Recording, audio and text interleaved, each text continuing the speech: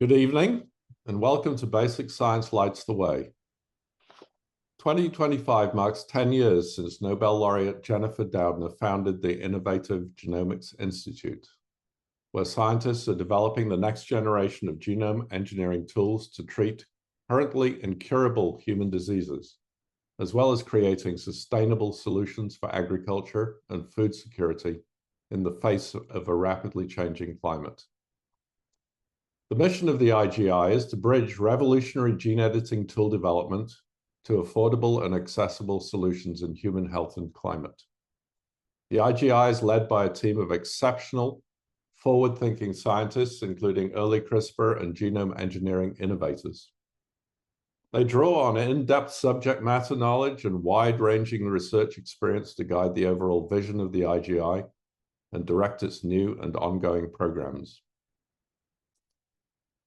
The gene editing system, CRISPR-Cas9, co-invented by Doudna in 2012, is a relatively simple and straightforward technology. Even I can use it. It enables researchers to directly edit or modulate the function of DNA sequences in virtually any organism. So from the onset, CRISPR genome editing promised to revolutionize basic biological research, as well as to enable a broad range of applications in biotech, medicine, and agriculture. In addition to our scientific efforts, the IGI is committed to advancing the public understanding of genome engineering, providing resources for the broader community and guiding the ethical use of these technologies. The Innovative Genome Institute is a perfect example of how basic science can have far-reaching applications beyond the original scope. What had started as a fundamental research question morphed into a very different kind of project with enormous technical potential. These discoveries are only made possible by our researchers' deep curiosity and drive to understand how the most basic building blocks of life function.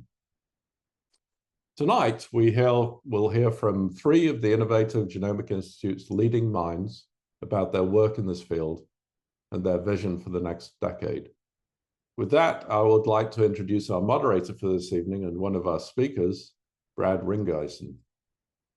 Brad Ringeisen is Executive Director of the Innovative Genomics Institute. Under his leadership, IGI has continued unparalleled discovery of new genome editing tools while pushing new discoveries into real-world impact through support of human clinical trials, agricultural field trials, and entrepreneurship. Brad has developed IGI's CRISPR for climate strategy centered on three pillars: producing crops resilient to a rapidly changing climate, reducing methane and nitrous oxide agriculture emissions, and enabling carbon storage in agricultural soils. Brad is a physical chemist with a PhD from the University of Wisconsin-Madison, a pioneer in the field of live cell printing, and an experienced administrator of scientific research and product development. So thank you for being here this evening as a speaker and our moderator. Brad, over to you. Thank you so much. I'm excited to be here, Dean Harland, and welcome to all of our guests and alumni here. I'm really excited to share with you some of the work that we're doing, and then also introducing some of the speakers and some of the scientists at the IGI.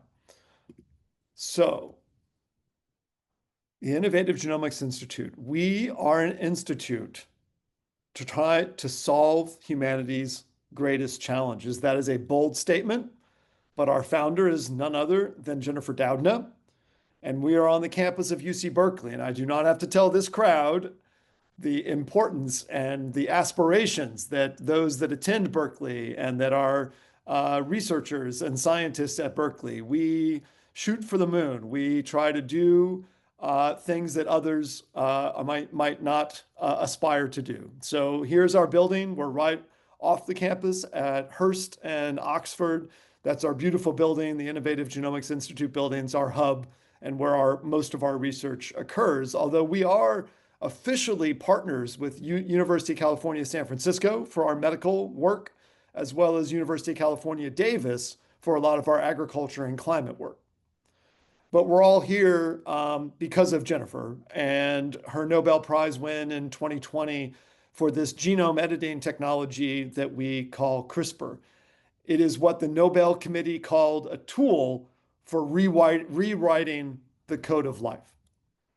So what is this tool? It's a molecular tool. It actually has two components. The first component is a guide RNA, here shown in sort of that helical purple structure. That's the component that finds the appropriate part of the genome, the sort of the code of the genome, DNA or RNA that you would like to modify. That guide RNA is the first part that gives this tool its precision. The second component is sort of the purple protein that's shown there that sort of is attached to the guide RNA. That's the active element. And when Jennifer, filed her patent, and when she published the first article in Science back in 2012, this was published on what we call the CRISPR-associated protein 9 or SpyCas9. That was the first that was discovered, and it directly cuts at the location in the genome. And that cutting effectively disables that gene and sort of turns that gene off. You can also use this technology, though, to paste in new code, which would give new and add new functions into that organism, whether that's a human cell, a microbial cell, or a plant or crop cell. Okay? But there are so many different flavors of this technology now. You can just change a single letter. You can change a base. You can change the different markings that control gene expression. You don't actually have to cut two strands. There are so many of these different technologies that are here. And University of California, Berkeley and the IGI has been a leader at the forefront of developing these technologies for the past decade. But as Dean Harland said, our mission is not just to invent these new technologies and apply those technologies. We were founded on this cutting edge science with social purpose. Our mission is to develop these tools into affordable and accessible solutions in human health, climate, and agriculture. And this is our institute. We develop these genomic technologies, but we apply them then to climate and sustainable agriculture applications, all the way through to field trials at UC Davis and even at international sites around the world. But we also apply these technologies to human health applications. And our next speaker, Fyodor Urnov, will talk to you much about what is possible now with these technologies, and it's really quite remarkable. I'm excited to hear what Fyodor has to say. But we take these health applications, these different indications and diseases, and our goal is to push them on forward to clinical trials, treat real patients to be able to demonstrate its safety, and then oftentimes treat diseases that are currently incurable and untreatable. And as I'll talk about, we also don't stop there. We do a tremendous number of entrepreneurial activities and startups. We license our technology. We work with state-of-the-art manufacturing companies, and we also aim to provide open source tools. And those open source tools are aligned with our public impact team, who are scientists that think about the ethics and the accessibility and equity about the solutions that we create. And of course, we also use AI and machine learning now.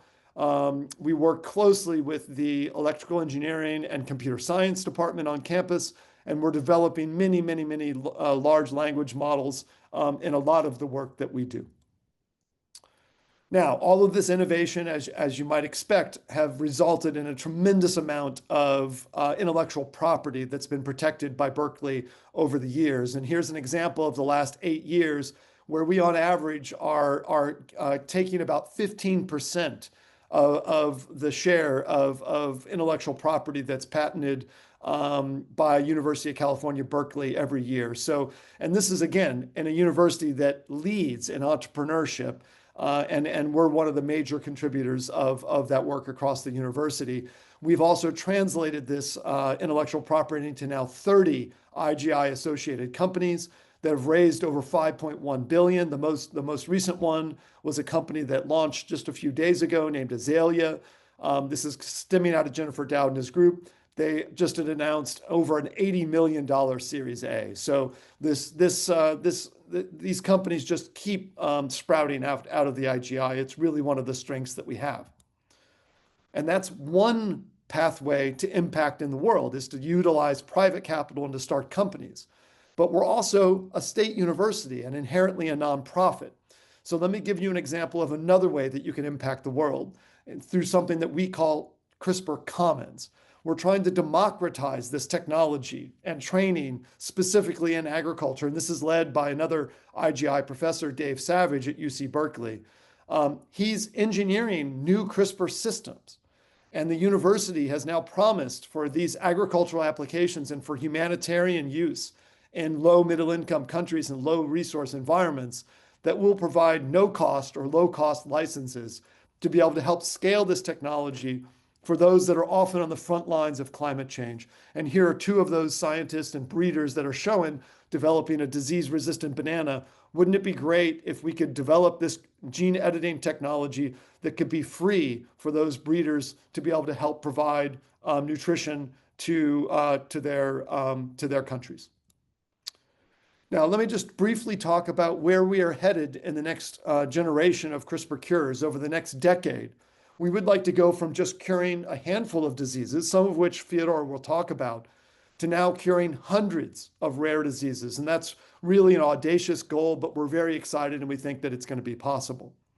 We also are looking at ways to deliver CRISPR systemically into your body. Think about a shot or an intravenous delivery.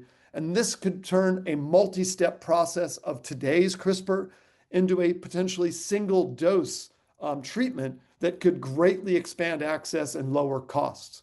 We believe that this would really be a game changer for CRISPR.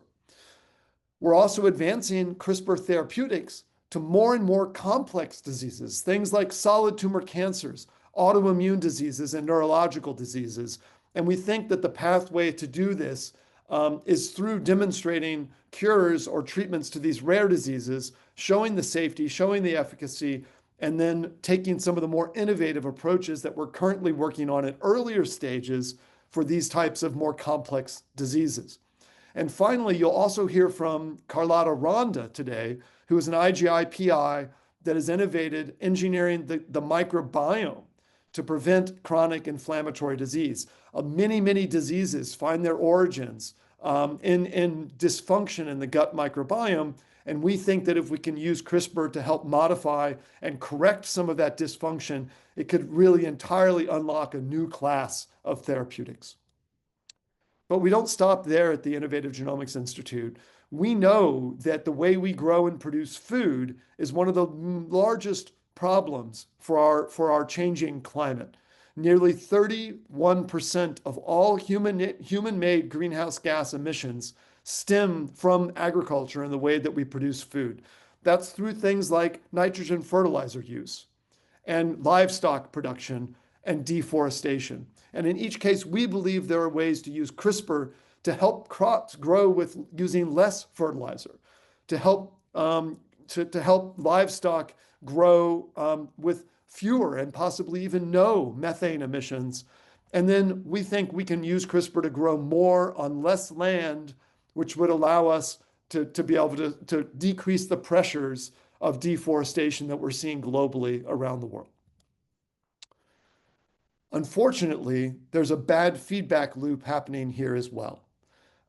We're seeing that the impacts of climate are now becoming more and more predominant across the world. And oftentimes, these impacts are on coastal regions and low-lying regions and regions of the world that have very low resources and are very poor and are predominantly small shareholder farmers.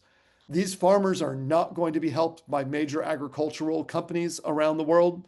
So we think this is a prime opportunity for an organization like UC Berkeley and the Innovative Genomics Institute to be able to step in and help, to be able to help create crops that are flood resistant, that are drought tolerant, and as shown here, maybe perhaps disease tolerant.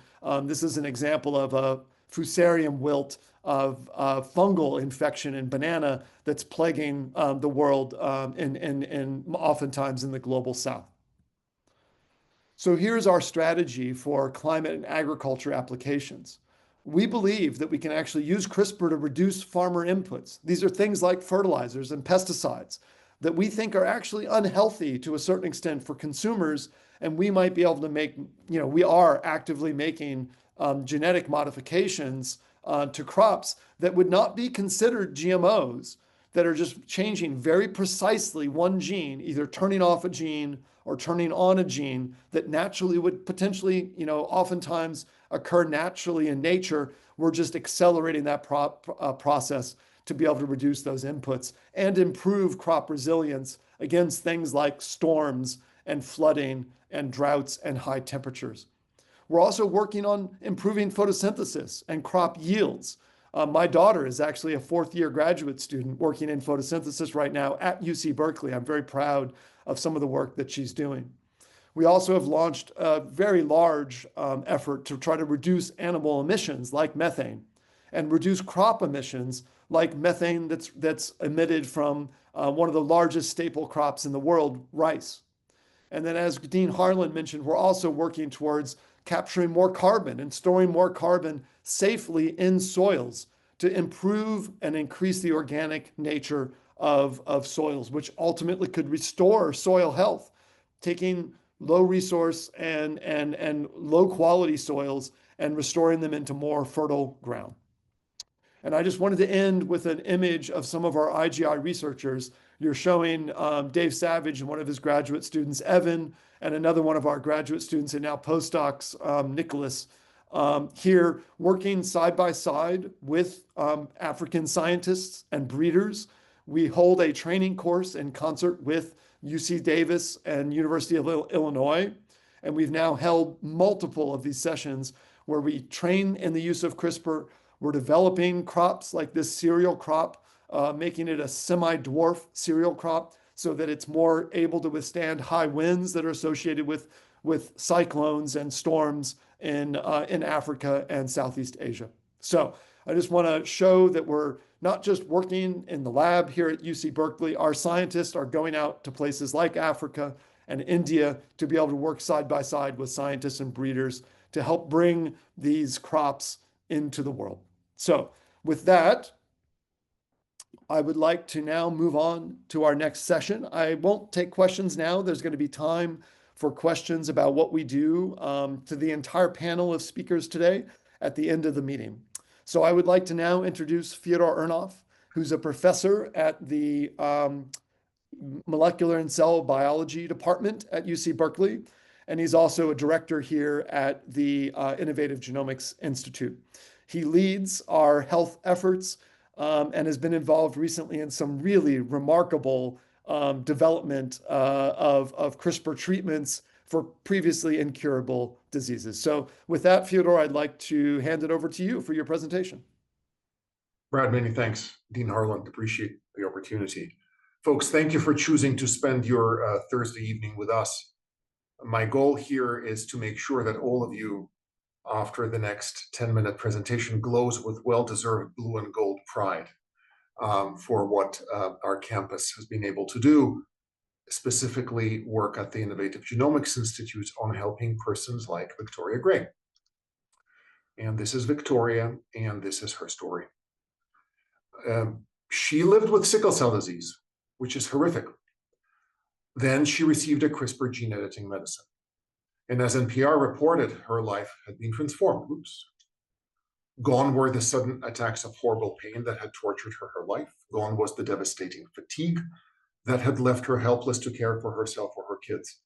And gone were the nightmarish nights in the emergency room getting blood transfusions and powerful pain medications. That is what the difference that CRISPR made in her life. Given tonight's topic of basic science leading the way, I just want to draw your attention to the fact that this is a poster adult example of how science leads to medicine. Here's proof. The word science occurs in the name of the journal where Jennifer Doudna, together with Emmanuel Charpentier, published her Nobel Prize-winning work, understanding how this amazing molecular machine called CRISPR works and inventing CRISPR gene editing. The image below is the medicine that Victoria Gray and now hundreds of other adults and more recently children have been treated. I told you to experience blue and gold pride. There you have it. From our campus, straight to persons who used to live with sickle cell disease and now no longer have to suffer its horrible symptoms, It's an approved medicine in the United States, in Canada, in the United Kingdom, and elsewhere. Because this is about basic science, I wanted to mention that Jennifer did not set out to develop a cure for sickle. By the way, you will see many pictures of Jennifer. This is my favorite one. You might ask, what's going on here? Did she just hear that she won the Nobel Prize? No, that was 2 hours before this picture was taken. This is her getting a text from the UC Berkeley chancellor giving her the most valuable thing on the Berkeley campus, which is a parking spot. Nobel laureates get their own parking at UC Berkeley. Jennifer was driven by curiosity that any basic scientist experiences, and that's what drives them to science. She had spent her entire professional career figuring out molecular mechanisms of tiny machines that live inside your and my cells, yeast cells, bacterial cells. Machines are called ribonucleoprotein particles. I know that's a mouthful. You don't need to remember this at all.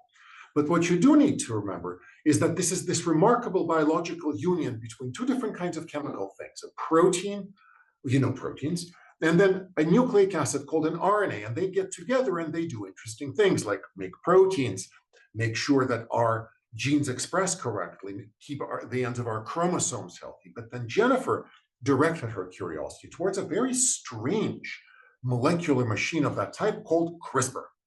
And to be clear, if you had told her in 2011 that in 2020 there would be an approved medicine out of this for sickle, she would politely question your sanity. And yet that's what happened. Her curiosity led her to discover the mechanism that Brad Ringeisen just very nicely described, and then led her to realize that you can reprogram this bacterial machine to edit human genes for health. And that gave the world the world's first approved medicine for sickle cell disease. I once had the opportunity to ask Jennifer, what does she dream of for CRISPR in health? She said, for CRISPR to become the standard of medical care for certain diseases. That's a giant ask, folks. And yet, as I'm about to tell you, over the past year, the Innovative Genomics Institute, together with some colleagues, had moved us tangibly closer to this remarkable goal. Trigger warning, I will show you the image of a child in distress. So if medically graphic images distress you, which full respect, close your eyes for a second. This is a baby. This is what he looked like in August of last year. He was admitted to Children's Hospital Philadelphia. And the reason he looks so sad is because he was born with a severe genetic disease called a urea cycle disorder. For those of you who like biochemistry, this is the story on the upper right. Our body gets rid of extra nitrogen by basically peeing it out. But when your body cannot do that, the body gets flooded with toxic ammonia. And that's what was happening to this kiddo. And the terrible constellation of symptoms that would have killed him is listed on the lower right. I would not be telling you about this if it wasn't the case that CRISPR, yes, Jennifer Doudna's invention of CRISPR, stepped in to give this child his life back, to return him to his family. You have seen the images. He's a very photogenic CRISPR baby. I got to give him that. Why am I telling you this? Well, first, good old CRISPR, Doudna, 2012, stepped in. The image on the upper right, you were by now familiar with. The image in the middle is an elaboration of the original CRISPR that was invented by David Liu and colleagues at the Broad. But the foundational chassis, the infrastructure of this medicine, came right from the Berkeley campus. What did this thing do? It went into this child's liver and it changed this mutation, this evil-looking T, to the correct C. The reason this made such news, and news schmuse, the reason this is so impactful is the speed. Such medicines take 4 years and $25 million to build. The child had 6 months. And in this slide, which was provided by Rebecca Ahrens-Nicholas, who led on his treatment at Children's Philadelphia, is the first of its kind timeline from diagnosis to the first dose, just over 6 months. We were the first ones that Children's Philadelphia called to help develop the CRISPR cure. It was one of the most moving moments of my professional life to receive this call. Frankly, everything else is a blur between then and February 25 when he received the medicine. But I do want to point out, it's not just about Blue and Gold Parade. Look at these other academic institutions, Mass General, the Broad, collaborating with industrial partners. It takes a village to CRISPR treat a child. And now that we've set this precedent, we can put baby Kyle Jr. in his mom's hands next to Victoria Gray, the first CRISPR-cured human, next to Jennifer Doudna, to our blue and gold symbol. Let's be proud, but let's be proud for the next 5 seconds, because at the end of the day, we have 300 million people living with such genetic diseases that could benefit from CRISPR. And for that reason, the Innovative Genomics Institute is writing a CRISPR Cures cookbook. Why are we doing that? We're not a biotech company, because biotech companies have dropped the ball. They cannot make enough money on treating these rare patient populations. And as this devastating story in the New York Times reports, they've largely left the business of treating genetic diseases. They're treating either cancer or cardiovascular disease. Enter the Innovative Genomics Institute, which runs on philanthropy. Thank you, generous philanthropic donors. We received $20 million from Chan Zuckerberg, which is enough to treat 8 children. Yep, folks, this is still expensive. 8 children in, quote, baby Kyle Jr. mode. And in the last minute, let me explain to you what we're trying to do. This is the timeline to the CRISPR for baby Kyle Jr. 4 months to build the editor. We need it to be 6 weeks. Why? Let me tell you a story from our clinical partners at UCSF. 2-year-old boy brought to UCSF with a runny nose. Stop the presses, runny nose in a child. He starts seizing, he's diagnosed with a horrible genetic disease, and he dies on day 44 at the best tertiary care hospital in America. We can repair that mutation. CRISPR can do this. The problem, we have 41 days. And I told you that Kyle Jr. took 4 months. I am proud to say that after a 6-month effort, a marvelous team here at the Innovative Genomics Institute with philanthropic support, I'm showing you their faces so that you don't think these are abstract heroes somewhere. No, folks, these are UC Berkeley IGI employees working on the corner of Oxford and Hurst. And they are the ones who developed the world's first 1 month from mutation to CRISPR pipeline that we're advancing to clinical trials at UCSF next year. Finally, this is one of my favorite quotes of all time. And I use it to explain to the world why we at the IGI at UC Berkeley do what we do. And this is from Amanda Gorman from President Biden's inauguration, when she said, quote, that one must act by merge mercy with might and might with right. Thank you. All right, thank you, Fyodor, and I'm sure you're going to have lots of questions at the end as well. So let's save those as well. I will just emphasize that, you know, rare diseases are a gateway to be able to treat more and more and more diseases, and we're going to be able to show safety and efficacy. And I'm really excited that we have this chance. So even 8 babies is amazing, but I think what you're going to see with that data as you get more and more treatments, that's going to be a gateway to be able to show the FDA that this is safe, that it works, and it's going to be able to expedite additional people working in this space. So I think it's going to be exciting. Now, our second speaker is Carlotta Ronda. And Carlotta is one of the newest IGI investigators. She had been developing some technology at Columbia University. And at the same time, Jennifer Doudna and other IGI scientists, professors like Jill Banfield, and some really innovative postdoctoral researchers at our institute were developing ways to not edit human cells, like Fyodor was talking about, not edit plant cells like I was talking about, but to edit microbial cells. And I think Carlotta is going to be able to talk all about sort of this entirely other organism that lives within and among us, and how we might be able to use CRISPR now to not just treat human cell diseases, but dysfunction and diseases that might stem from dysfunctions in our gut microbiome or skin microbiome.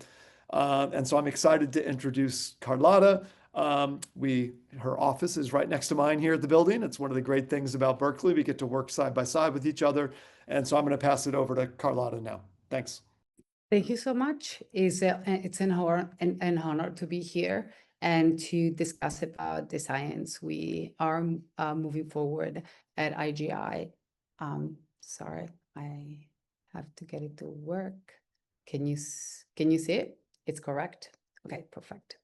Yeah, so I'm excited to discuss about the technology we're developing. So you have heard the editing human genomes, which is progressing and is moving forward with Fyodor, like wonderful stories. And so CRISPR has taught us that how can we rewrite genomes? It really changed how we understand biology, how we design therapies, as we just saw, and how we move forward innovations in biotechnology and agriculture.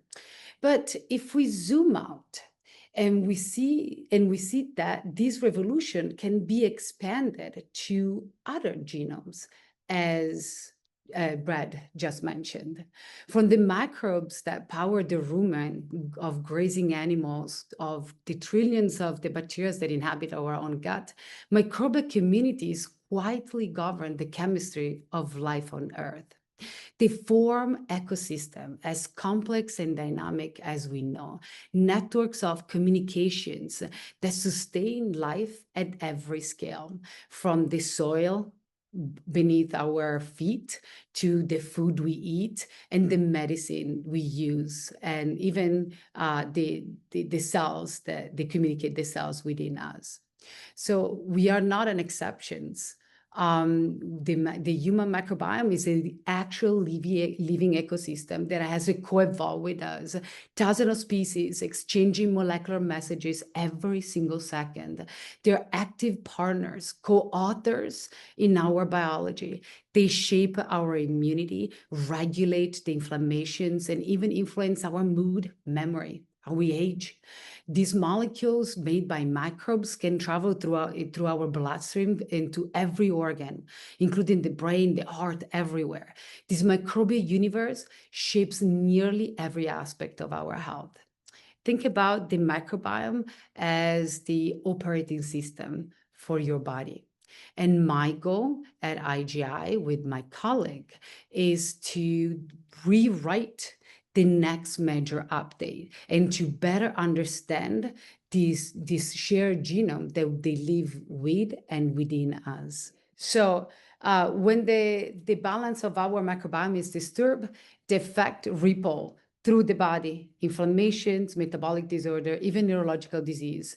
We know these associations. There are a large amount of literature that correlate microbiome with health and disease, but we don't know the mechanisms.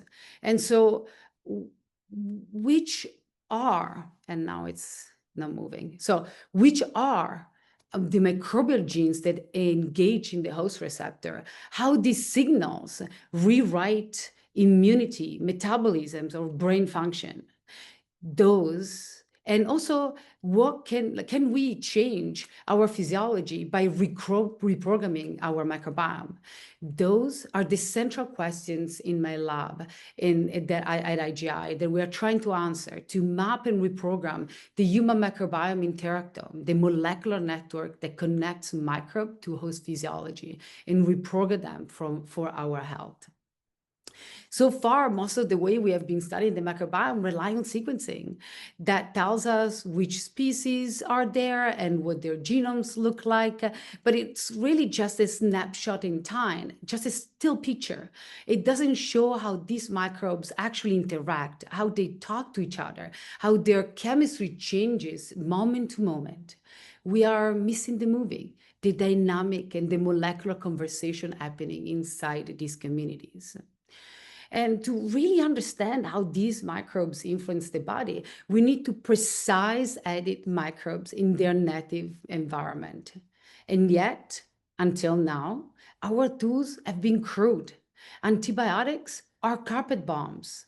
Probiotics are tourist, transient. They come and go. They're beneficial but temporary. What we need and what we are becoming at IGI, we are architects that we precisely redesign this microbial ecosystem that live permanently within us. This is what microbiome editing, what we're doing at IGI, makes possible. We're developing technology that allow us to rewrite the microbial community genetics code in place, precisely, durably, and attuned to your health and wellness. These engineered microbes, you can imagine them as acting like tiny agents. They can sense the inflammations before it spirals. They can release calming molecules at the right moment, and they can tune the immune system real time. So the big question is like, can we reprogram this complex ecosystem? The answer is yes.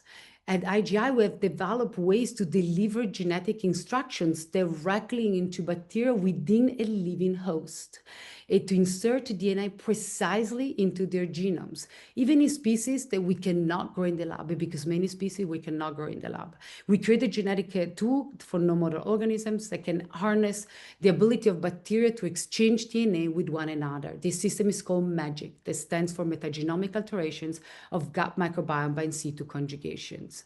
And then we combine this with a new type of CRISPR, a new flavor, a CRISPR transposons, which unlike Cas9 doesn't create double-strand breaks, that they are highly toxic for bacteria. Cas9 is kind of like giving an autoimmune disease to bacteria.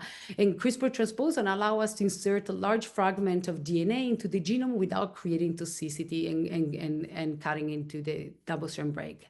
This makes it possible to engineer microbes and able to introduce stable functions in bacteria that are otherwise difficult to edit.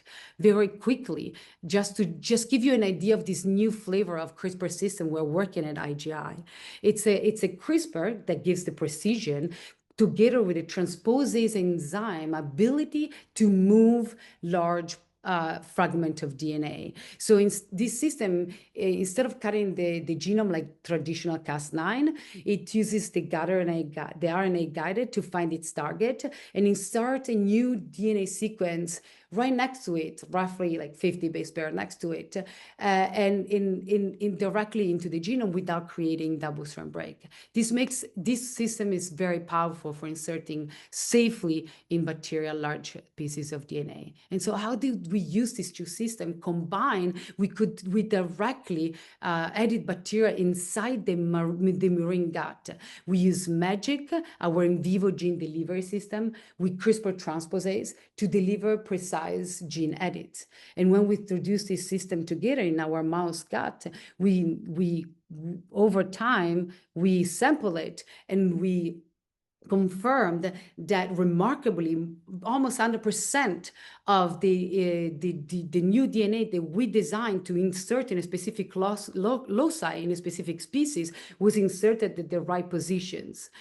Right here, you can see at the triangle represents where we designed our gut RNA, and here is the DNA that we inserted in the entire microbiome community in the murine gut in vivo. This demonstrates that we can achieve highly specific species-targeted genome editing within complex community in living animals.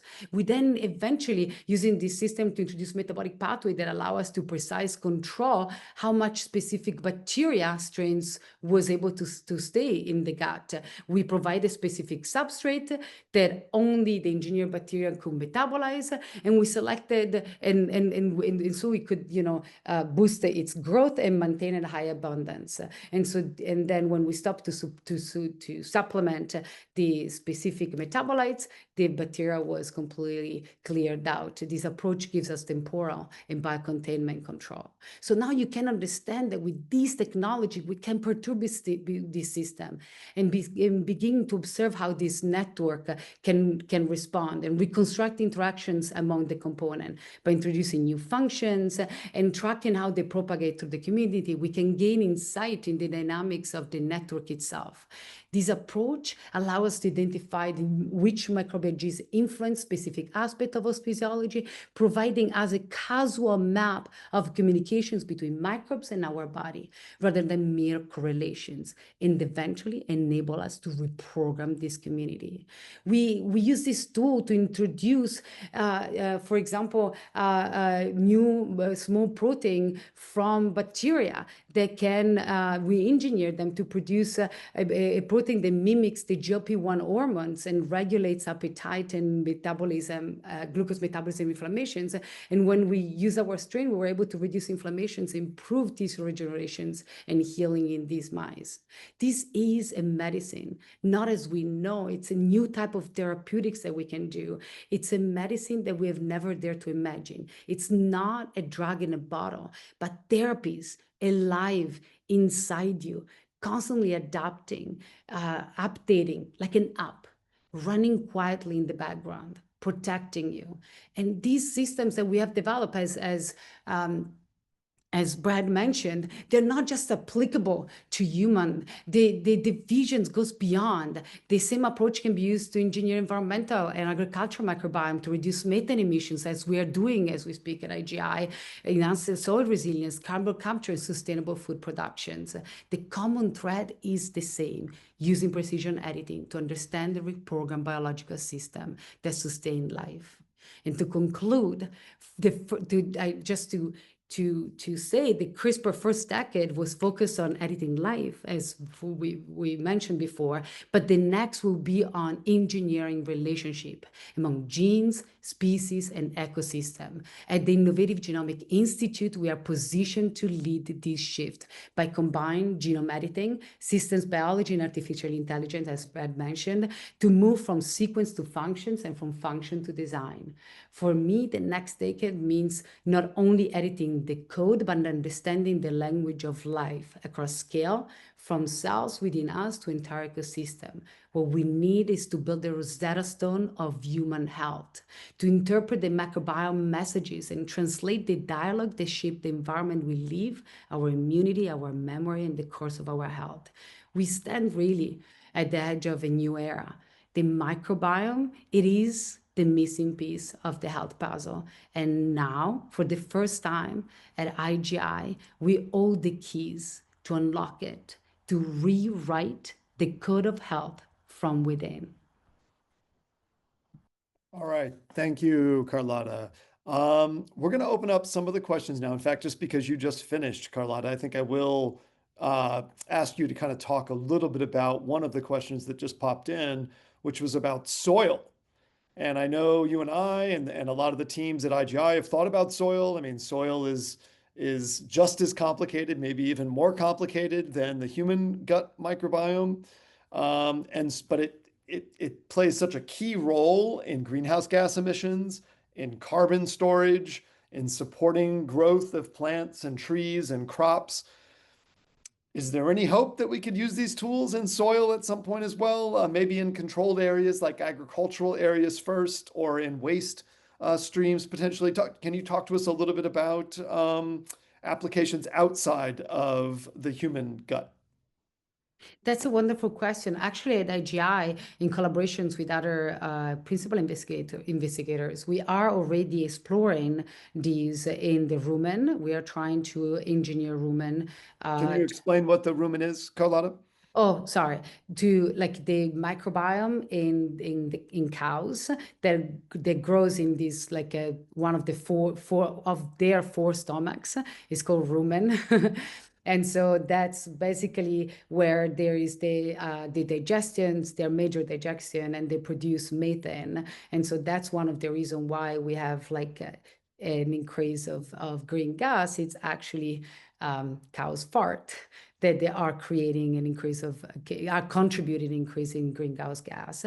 And so we're trying to edit these microbiome to prevent the productions of methane, and so reduce methane productions directly in the cow's rumen, in the cow's stomach. And so we are already testing that, and we successfully were able to edit those microbiomes. We have tested it in some soil context as well, and they seem to work. The biocontainment in soil specifically could be something. It's something that we need to keep an eye, and it's more challenging. But because we can genetically program them to die or not survive in certain conditions, so that's something that we are that the community is actively exploring. Yep. All right. And yeah, there are a couple of questions coming in about that sort of biosafety and bioregulation. And that's the reason that we're starting with a system like the cow for environmental containment. The cow is sort of a self-contained unit. A lot of times the waste is controlled. And so, our first experiments on any kind of environmental application are going to be in an agricultural system, whether that's a cropping system or whether if it's a livestock system. We are not proposing at this point an open release of CRISPR or modifying, other ecosystems. We're really trying to focus on systems just to show that it works, so that we can actually potentially turn off a really damaging greenhouse gas emission like methane emissions from cows and livestock.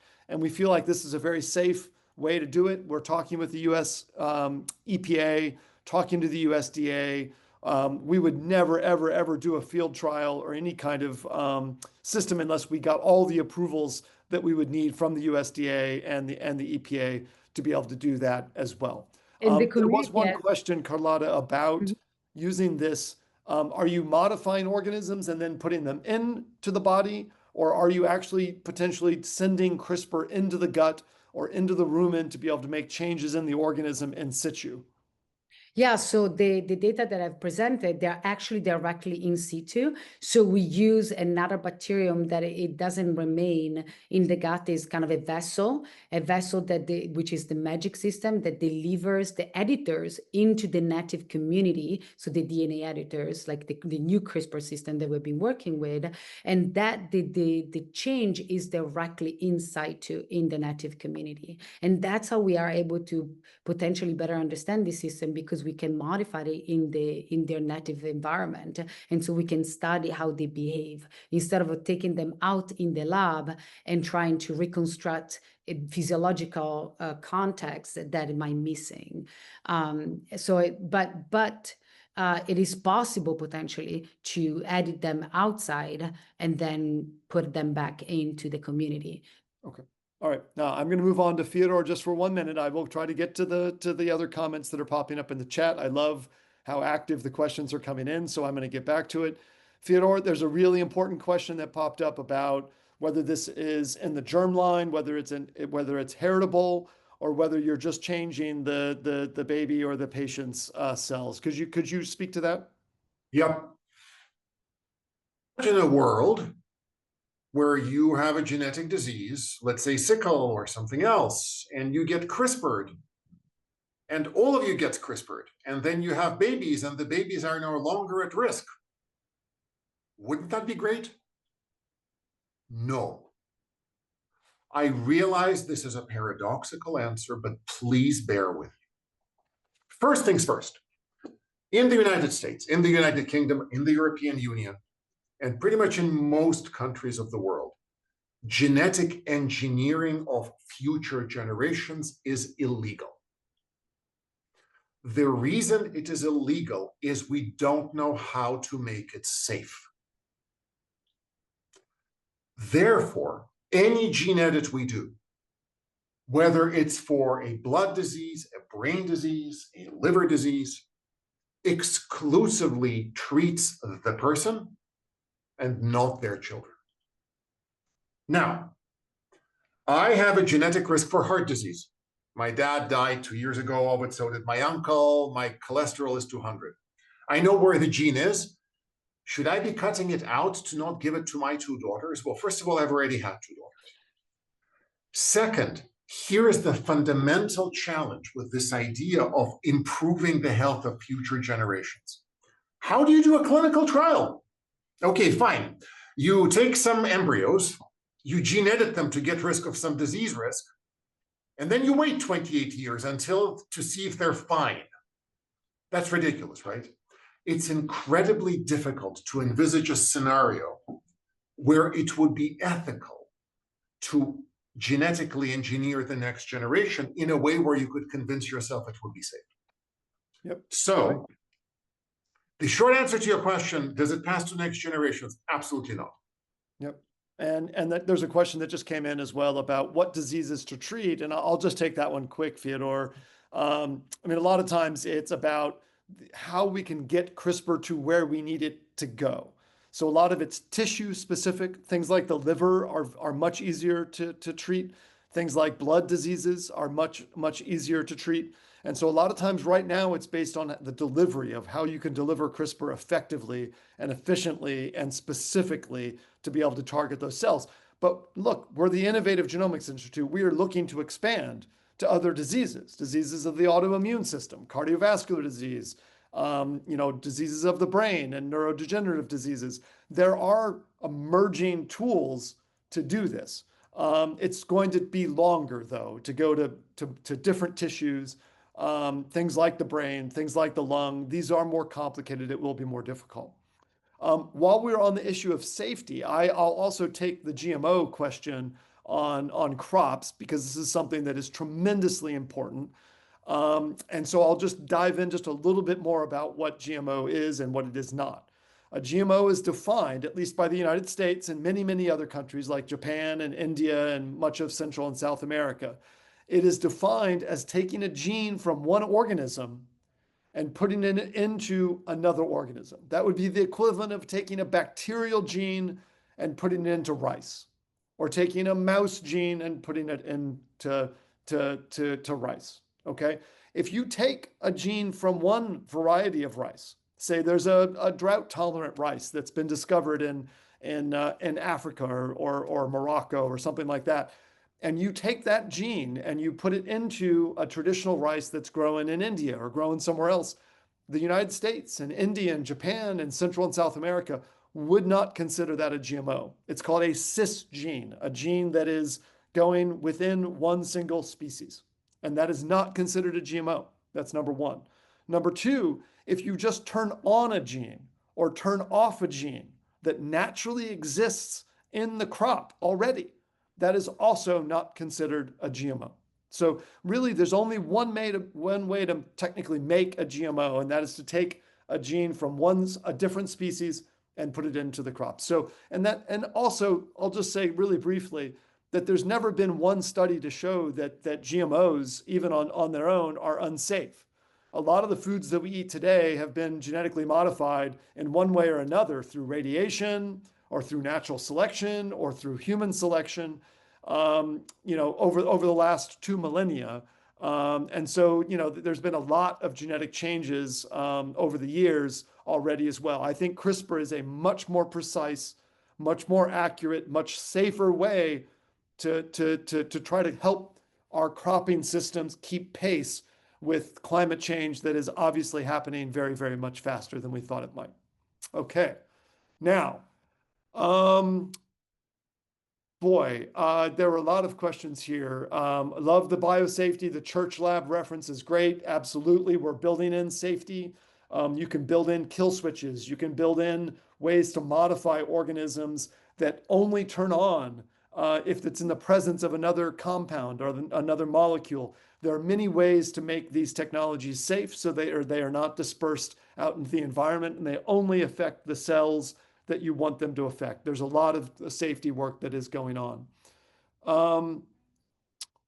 Fyodor, do you mind answering this one?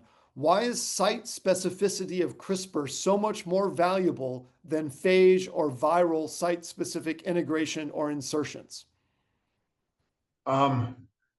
Wow, it's 6:53 p.m. on a Thursday, and this is a real proper hardcore science question. All right, folks, are you ready for some molecular biology? Okay, so all technologies we borrow from nature, whether they're CRISPR or phage viral site-specific integration and insertion, ultimately become useful in genetic engineering. The reason CRISPR is particularly powerful is because it doesn't just get to a piece of DNA. It can be asked to do something very specific at that piece of DNA. For example, for baby Kyle Jr., we did not need to insert anything. We need to repair one letter, and that's what was done. For that kid who died of immune disease at UCSF in 44 days, we need a slightly different genetic thing, and that is what CRISPR can be tweaked to do. So, think of it as sort of a universal delivery system. By delivery, I don't mean getting into specific parts of the body, but getting to specific chapters in our genetic textbook. CRISPR is paradoxically, even though it's 3 billion years old, it is paradoxically amenable to being decorated, to being a fairy, to deliver specific other modalities to genes you want to tweak. But if you want to come to the campus and hang out at 8 a.m. on Wednesday in my molecular therapeutics class, you will get an entire lecture on this. And one last question for you, Fyodor. It was sent only to me, but I think it's a valuable question.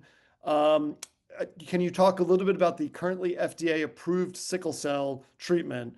Why is it that they turn fetal hemoglobin on rather than correcting the direct deficient gene that gives people sort of defunct hemoglobin? Yep. CRISPR is omnipotent in a test tube in the IGI. The moment you start to put it into cows, humans, wheat, you have to contend with the fact that you're repairing a living organism, and the living organism has its own rules. Thank you much.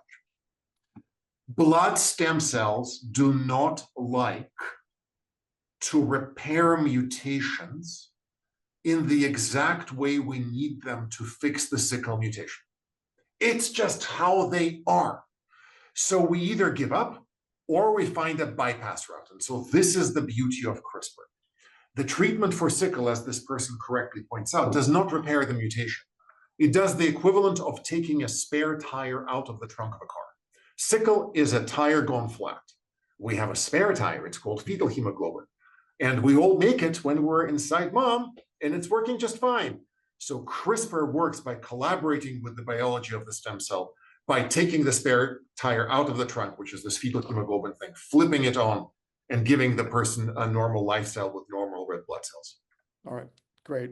Now, last question, and then I'll wrap up quickly. Carlotta, this one's for you. There are a couple in the chat that are talking about food, nutrition. Obviously, this could be a confounder. If people have very poor diets, that could potentially modify the microbiome. You can also use nutrition potentially to help what you do, to turn it on or turn it off or work in concert with it. Could you just talk a little bit about the complexities of trying to work in the gut microbiome because of the other environmental factors that people do and how it could potentially hurt or help? Yeah, no, those are all great questions. Yes, nutrition can help, or nutrition can change the microbiome. Our microbiome also fluctuates based on circadian rhythm. The issue is if you don't have those pieces in your gut, so they don't perform that function, then you need to either reintroduce the functions or trying to reintroduce those pieces, but most likely those pieces will not engraft, because if you don't have it from birth or throughout life, it means there is something there that prevents them to stick around. And so if you instead, on the other hand, if you have a detrimental species and you wanted to get rid of them using antibiotics, it's gonna be a sledgehammer, it's gonna destroy everything, it's gonna actually increase the dysbiosis in your gut. So yes, nutrition and food can help. Lifestyle, exercise really changes the microbiome. It's a bidirectional signal. It's not just like the microbes that communicate with us. We communicate with the macros and shape their compositions. And so our genetics and our lifestyle really, dictates who lives in us or on us. But if we wanted to, CRISPR it gives us precision. Microbiome editing gives us precisions. So when we introduce changes into the microbiome, we do it in a rational way. We know the mechanisms. We know that we want to have we wanted to replenish something that is missing, or they get rid or eliminate something that is detrimental. And so these guys, the systems that we're developing, give us precision, because right now with the the treatments that are available, while they are effective, we don't know they're not effective for all, because we don't know the mechanisms, like fecal transplant. And in some cases, they can be even detrimental, because they're unexpected, side effect with fecal transplant that we cannot foresee, and depending on the donor and depending on the recipient. And probiotics, they work, but they don't stick around. I think it's fair to say that, I've been doing work in the microbiome and thinking about it for the last decade or more. And what we currently are doing in the microbiome right now isn't working. Especially in the Western diet, we've made modifications in our own microbiomes in the Western diet that are most likely contributing factors to some of these inflammatory diseases that we're seeing crop up, both in the brain and other other diseases of the immune system. So I think that for me, it's all comers. We need better ways to do prebiotics, probiotics, but then also fecal transplants, and now this new CRISPR technology. I think we need improvements in all of those, because the microbiome is one of the core root, parts of what makes us human and makes us healthy or makes us unhealthy. And I think that's really critical. All right.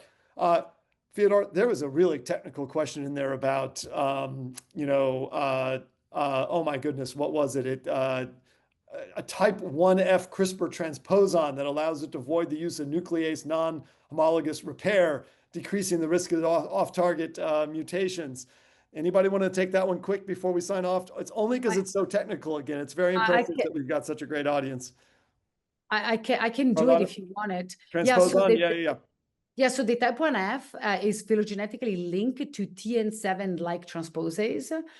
And so it doesn't create double-strand break, because transposase, they do not generally create double-strand break. They actually open the DNA, and then they introduce the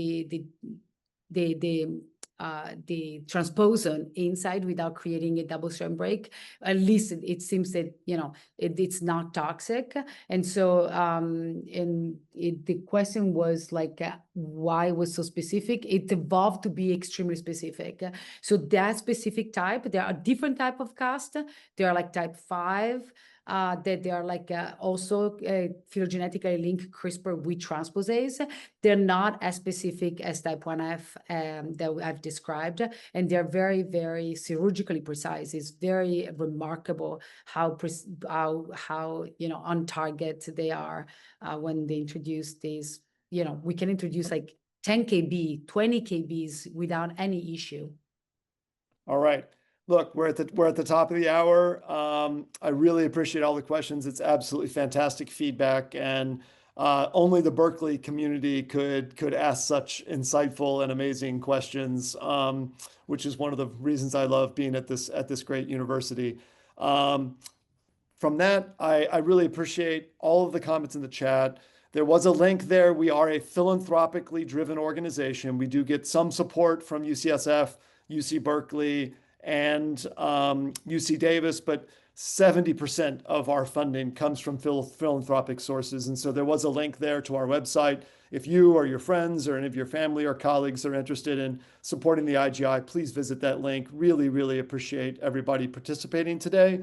And we're here. We're going to continue to do what we do. If you end up visiting the university and you would like to come by, please reach out to the development team, reach out to those organizers of this. I'd be happy to organize a visit for people to come and see the institute that we have as well. So thanks again. Really appreciate everybody's attention, and so happy to be able to join everybody today. Thank you.